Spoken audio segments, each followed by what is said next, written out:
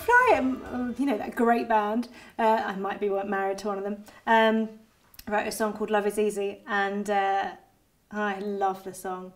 And I think that's one of the things that love should be easy. And it shouldn't be complicated. So that song is in the beginning of the book, which my husband kindly let me use. So that will definitely be part of the soundtrack.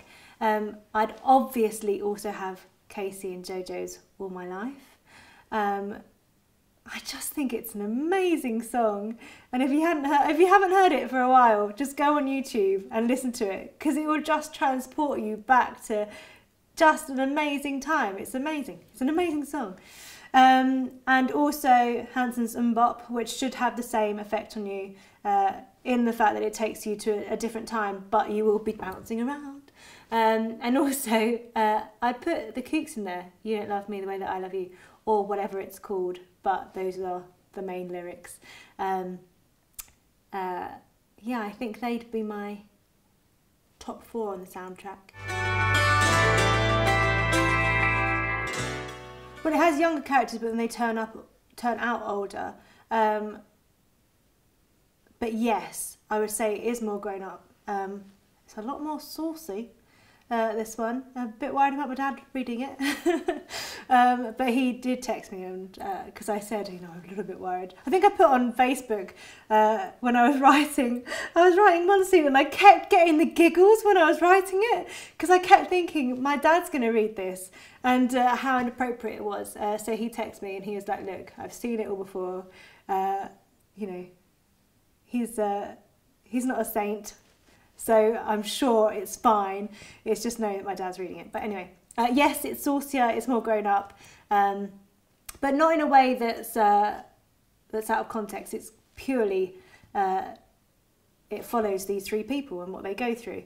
So nothing's in there just to be crass or just to be overtly sexual. It just is feeling and all romantic and loving.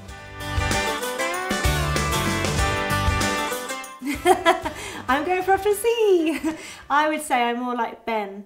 As like a complete character, I'd say, because I think there's bits of Maddie and there's bits of Sophie that are parts of me. And I think any writer, any like character that you write from their point of view, it's going to have a hint of you in there.